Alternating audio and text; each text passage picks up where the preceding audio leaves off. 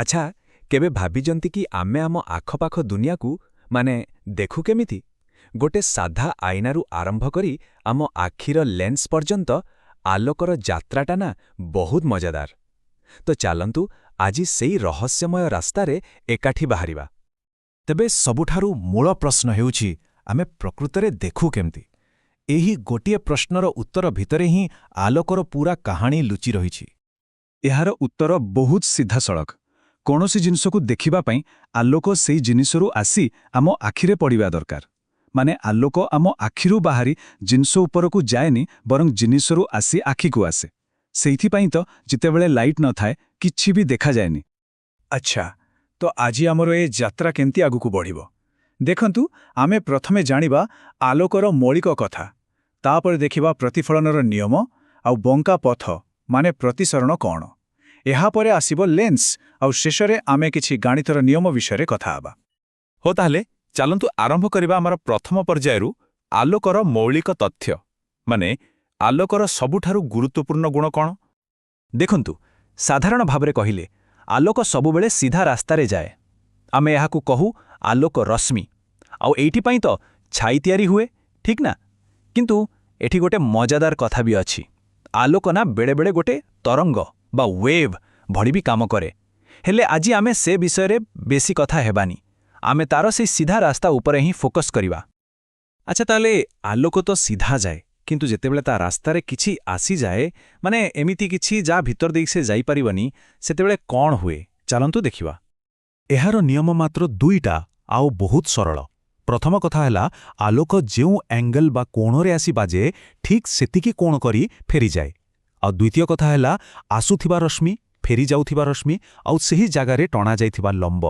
ଏ ତିନିଟା ଯାକ ଜିନିଷ ସବୁବେଳେ ଗୋଟିଏ ପ୍ଲେନ୍ ବା ସମତଳରେ ହିଁ ରହନ୍ତି। ବାସ୍ ଏହି ନିୟମ ପାଇଁ ହିଁ ଆମେ ଆଇନାରେ ନିଜକୁ ଦେଖିପାରୁ।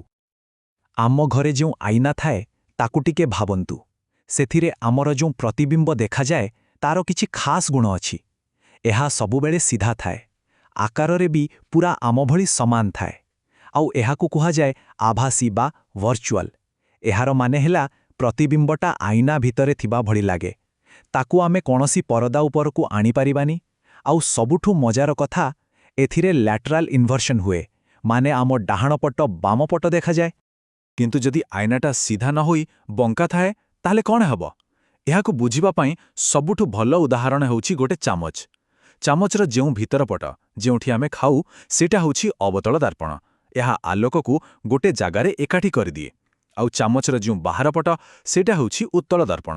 ଏହା ଆଲୋକକୁ ଚାରିଆଡ଼େ ଖେଳେଇ ଦିଏ। ଅବତଳ ଦର୍ପଣର ପ୍ରକୃତ ମଜା ଏବେ ଆସିବ। କଳ୍ପନା କରନ୍ତୁ ଆମେ ଗୋଟେ ଜିନିଷକୁ ଧୀରେ ଧୀରେ ଦର୍ପଣ ପାଖକୁ ଆଣୁଛେ। ଦେଖିବା ପ୍ରତିବିମ୍ବର କ'ଣ ହେଉଛି। ଯେତେବେଳେ ଜିନିଷଟା ବହୁତ ଦୂରରେ ଥାଏ, ପ୍ରତିବିମ୍ବ ଫୋକସରେ ଗୋଟେ ଛୋଟ ଓଲଟା ବିନ୍ଦୁ ଭଳି ଥାଏ। ଟିକି ପାଖକୁ ଆଣିଲେ ପ୍ରତିବିମ୍ବ ଟିକେ ବଡ଼ ହୁଏ, କିନ୍ତୁ ଏବେ ବି ଓଲଟା।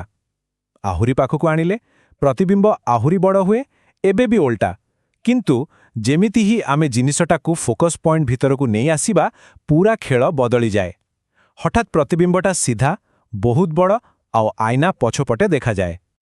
ତାହେଲେ ଏସବୁ ଜିନିଷ ଆମର ପ୍ରକୃତରେ କୋଉଠି କାମରେ ଆସେ?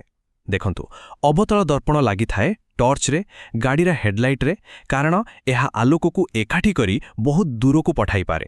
ସେହିପରି ସେଭିଂ ମିରରରେ ବି ଥାଏ, ଯାହା ଛୋଟ ଜିନିଷକୁ ବଡ଼ କରି ଦେଖାଏ। ଆଉ ଉତ୍ତଳ ଦର୍ପଣ, ସେଇଟା ଲାଗିଥାଏ ଗାଡ଼ିର ସାଇଡ୍ ମିରରରେ, କାରଣ ଏହା ପଛପଟର ବହୁତ ବଡ଼ ଏରିଆର ଗୋଟେ ଛୋଟ ଚିତ୍ର ଦେଖାଇପାରେ, ଯାହା ଡ୍ରାଇଭିଂ ପାଇଁ ଦରକାର। ଆଚ୍ଛା, ଏବେ ତ ଆମେ ଦେଖିଲେ ଯେ ଆଲୋକ ବାଜି ଫେରିଲେ କ'ଣ ହୁଏ। କିନ୍ତୁ ଯଦି ଆଲୋକ ଫେରି ନ ଆସି ଗୋଟେ ମାଧ୍ୟମରୁ ଆଉ ଗୋଟେ ମାଧ୍ୟମ ଭିତରକୁ ଚାଲିଯାଏ, ମାନେ ଧରନ୍ତୁ ପବନରୁ ପାଣି ଭିତରକୁ, ସେତେବେଳେ କ'ଣ ହେବ? ଏହାର ସବୁଠୁ ଭଲ ଉଦାହରଣ ହେଉଛି ଗୋଟେ ପାଣି ଗ୍ଲାସରେ ପେନ୍ସିଲଟିଏ ବୁଡ଼େଇଲେ ତାହା ବଙ୍କା କାହିଁକି ଦେଖାଯାଏ? ନିଶ୍ଚୟ ଏମିତି ଦେଖିଥିବେ। ଏହି ଯେଉଁ ଘଟଣା, ଏହା ପଛର କାରଣ ହେଉଛି ପ୍ରତିସରଣ ବା ରିଫ୍ରେକ୍ସନ୍। ଏହାକୁ ବୁଝିବା ପାଇଁ ଗୋଟେ ବଢ଼ିଆ କଳ୍ପନା କରନ୍ତୁ। ଭାବନ୍ତୁ ଗୋଟେ ଖେଳନା ଗାଡ଼ି ସିଧା ପିଚୁ ରାସ୍ତାରେ ଯାଉଛି। ହଠାତ୍ ସେ ଟିକେ ବଙ୍କା ହୋଇ ବାଲି ଉପରକୁ ଚଢ଼ିଗଲା। କ'ଣ ହେବ? ଯେଉଁ ଚକଟା ଆଗକୁ ବାଲିରେ ପଶିବ, ସେଟା ଧିମା ହେଇଯିବ ଆଉ ପୂରା ଗାଡ଼ିଟା ବୁଲିଯିବ। ଆଲୋକ ସହିତ ବି ଠିକ୍ ଏମିତି ହିଁ ହୁଏ। ଯେତେବେଳେ ସେ ଗୋଟେ ମାଧ୍ୟମରୁ ଅନ୍ୟ ମାଧ୍ୟମକୁ ଯାଏ, ତାର ସ୍ପିଡ୍ ବଦଳିଯାଏ ଆଉ ସେ ବଙ୍କେଇଯାଏ।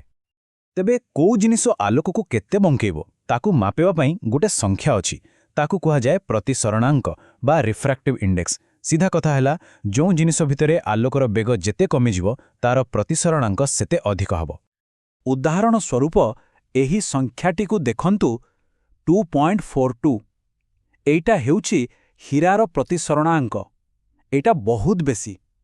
ଏହାର ମାନେ ହୀରା ଭିତରକୁ ଆଲୋକ ପଶିବା ମାତ୍ରେ ତାର ବେଗ ପ୍ରାୟ 2.5 ଗୁଣା କମିଯାଏ। ଆଉ ଆଲୋକ ଏତେ ଅଧିକ ବଙ୍କା ହେବା ଯୋଗୁଁ ହିଁ ହୀରା ଭିତରେ ବାରମ୍ବାର ପ୍ରତିଫଳିତ ହୋଇ ଏତେ ଚମକିଥାଏ। ହଉ, ଏ ତ ଗଲା ପ୍ରତିସରଣର ପ୍ରାକୃତିକ ଘଟଣା। କିନ୍ତୁ ମଣିଷ ଏହି ନିୟମକୁ କେମିତି ନିଜ କାମରେ ଲଗାଇଲା? ଏହାର ସବୁଠୁ ବଡ଼ ଉଦାହରଣ ହେଉଛି ଲେନ୍ସ। ଆମ ଆଖି, ଚଷମା, କ୍ୟାମେରା ସବୁଠି ତ ଲେନ୍ସ ହିଁ ଅଛି। ଲେନ୍ସ ବି ମୁଖ୍ୟତଃ ଦୁଇ ପ୍ରକାରର। ଗୋଟିଏ ହେଲା ଉତ୍ତଳ ଲେନ୍ସ, ଯାହା ମଝିରେ ମୋଟା। ଏହା ଆଲୋକକୁ ଗୋଟେ ଜାଗାକୁ ଆଣି ଏକାଠି କରେ, ଠିକ୍ ଗୋଟେ ମ୍ୟାଗ୍ନିଫାଇଂ ଗ୍ଲାସ୍ ଭଳି। ଆଉ ଗୋଟିଏ ହେଲା ଅବତଳ ଲେନ୍ସ, ଯାହା ମଝିରେ ପତଳା। ଏହା ଆଲୋକକୁ ଚାରିଆଡ଼େ ଖେଳେଇ ଦିଏ। ଏମାନଙ୍କର କାମ ଦର୍ପଣ ଭଳି, କିନ୍ତୁ ଫରକ ଏତିକି ଯେ ଦର୍ପଣ ଆଲୋକକୁ ଫେରେଇ ଦିଏ ଆଉ ଲେନ୍ସ ଆଲୋକକୁ ନିଜ ଭିତର ଦେଇ ବଙ୍କେଇକି ପଠାଏ। ତାହେଲେ ଆମେ ଆସିଗଲେ ଆମ ଯାତ୍ରାର ଶେଷ ପର୍ଯ୍ୟାୟରେ। ଏଠି ଆମେ ଦେଖିବା କେମିତି ଗଣିତର ସାହାଯ୍ୟରେ ଆମେ ଆଲୋକର ଏହି ବ୍ୟବହାରକୁ ପୁରା ଠିକ୍ ହିସାବ କରିପାରିବା। ଏହାର ହିସାବ ପାଇଁ କିଛି ସରଳ ନିୟମ ଅଛି। ଏହାକୁ ଗୋଟେ ଗ୍ରାଫ ପେପର ଭଳି ଭାବନ୍ତୁ। ସବୁ ଦୂରତା ମପା ହୁଏ ଲେନ୍ସ ବା ଦର୍ପଣର ମଝିରୁ। ବସ୍ତୁକୁ ସବୁବେଳେ ବାମପଟେ ରଖାଯାଏ। ତାପରେ ବାମପଟକୁ ମପାଯାଉଥିବା ଦୂରତା ହେଲା ନେଗେଟିଭ୍ ଆଉ ଡାହାଣ ପଟକୁ ପଜିଟିଭ୍। ସେମିତି ମୁଖ୍ୟ ଲାଇନ୍ର ଉପରକୁ ପଜିଟିଭ୍ ଆଉ ତଳକୁ ନେଗେଟିଭ୍। ବସ୍ ଏତିକି ମନେ ରଖିଲେ ସବୁ ହିସାବ ସହଜ ହୋଇଯିବ। ଏବେ ଦେଖନ୍ତୁ ଏ ଦୁଇଟି ମୁଖ୍ୟ ଫର୍ମୁଲା, ଗୋଟିଏ ଦର୍ପଣ ପାଇଁ ଆଉ ଗୋଟିଏ ଲେନ୍ସ ପାଇଁ। ଦେଖିବାକୁ ପ୍ରାୟ ଏକାଭଳି, କିନ୍ତୁ ଗୋଟିଏ ଛୋଟ ଫରକ ଅଛି। ଦର୍ପଣର ଫର୍ମୁଲାରେ 1/v ଆଉ 1/u ଭିତରେ ପ୍ଲସ୍ ଚିହ୍ନ ଅଛି, କିନ୍ତୁ ଲେନ୍ସର ଫର୍ମୁଲାରେ ଅଛି ମାଇନସ୍ ଚିହ୍ନ। ଏହି ଛୋଟିଆ ଚିହ୍ନର ପରିବର୍ତ୍ତନ ପୁରା ହିସାବକୁ ବଦଳାଇ ଦିଏ।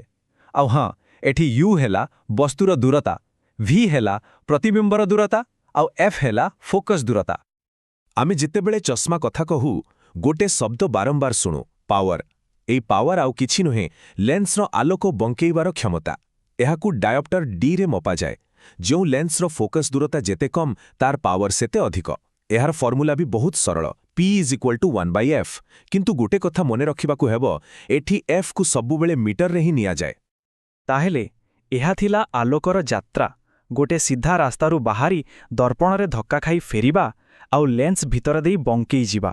ଏହି ପୁରା ଯାତ୍ରା ହିଁ ଆମକୁ ଆମ ଚାରିପାଖର ଦୁନିଆକୁ ଦେଖିବା ଆଉ ବୁଝିବାରେ ସାହାଯ୍ୟ କରେ। ହଉ, ଶେଷରେ ଗୋଟେ କଥା ଭାବିବା ପାଇଁ ଛାଡ଼ିଯାଉଛି।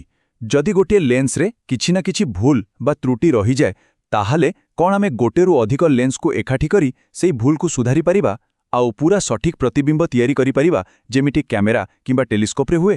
ସେଥିରେ ତ ଗୋଟେ ଲେନ୍ସ ନଥାଏ। ଟିକେ ଭାବିବେ ଏ ବିଷୟରେ।